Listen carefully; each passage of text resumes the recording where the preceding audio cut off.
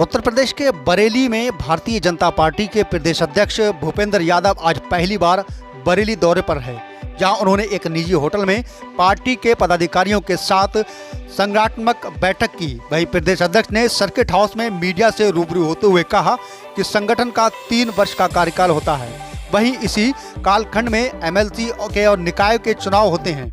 Bharatiya Janata party किसी जाति वर्ग विशेष की पार्टी नहीं है। उन्होंने कहा कि भाजपा हम भारतीयों की पार्टी है। विधानसभा चुनाव में भारतीय जनता पार्टी को पश्चिमी उत्तर प्रदेश में सर्वाधिक सीट मिली थी। प्रदेश अध्यक्ष ने कहा कि 58 सीटों में पहले चरण का चुनाव हो गया था, जिसमें से बीजेपी की 46 सीटों पर जीत दर्ज की गई थी। वहीं 12 सीटों पर बीजेपी को हार का सामना करना पड़ा था।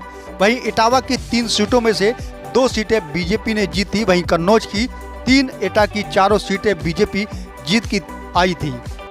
बागपत की 3 सीटों पर 2 सीटें भाजपा के हक में आई। वहीं प्रदेश अध्यक्ष ने कहा कि पश्चिमी उत्तर प्रदेश से लेकर पूर्वी तक मोदी और योगी को लोग चाहते हैं। इस दौरान भाजपा के प्रदेश अध्यक्ष ने कहा कि भाजपा के जनता से जुड़े जो भविष्य है, उन सभी विषयों पर भाजपा काम कर रही है।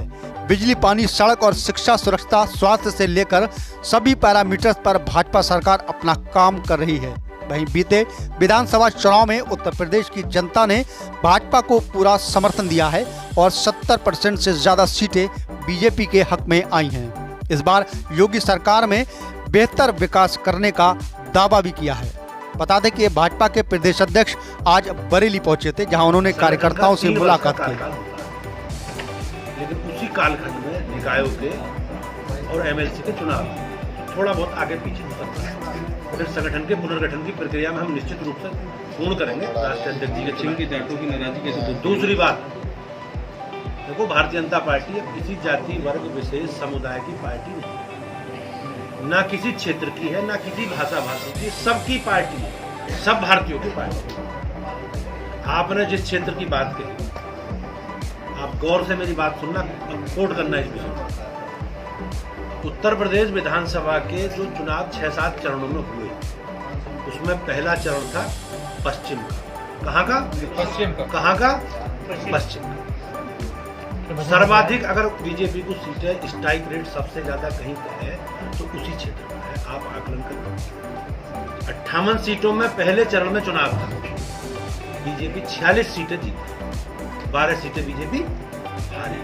जिन बड़े बड़े नेताओं की बात आप कर रहे हो, आपके दिमाग में घूम रहे होंगे। इटावा की 3 सीटों में 2 सीटें बीजेपी जीती है। कन्नौज की सारी 3 सीटें बीजेपी जीती है। एटा की 4 सीटें बीजेपी जीती है। ठीक है जी। बागपत की 3 में से 2 सीटें बीजेपी जीती है। कितनी जीती है? 3 में से 2। पश्चिम के लोगों का हमारा स्वभाव है अपनी बात प्रमुखता से कहना, खेती किसानी से जुड़े हुए विषयों को प्रमुखता से सरकार के सम्मुख ध्यान आकर्षित करना। हम लोग सब, पूरे देश के लोग, पश्चिम से लेकर पूरब तक और पूरब से लेकर उत्तर तक, सारे लोग मोदी जी को और योगी जी को स्नेह करते हैं, हमारी भाषा में लाड़ करते हैं। ठीक है जी। और 100% वोट पूरे देश में भाजपा को मिलेगा।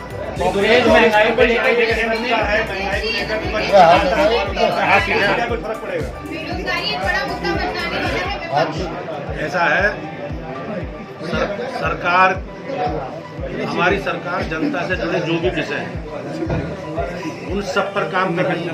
चाहे बिजली हो, पानी हो, सड़क हो, शिक्षा हो, सुरक्षा हो, स्वास्थ्य हो, विकास हो, सारे पैरामीटर में सरकारें काम कर रही है।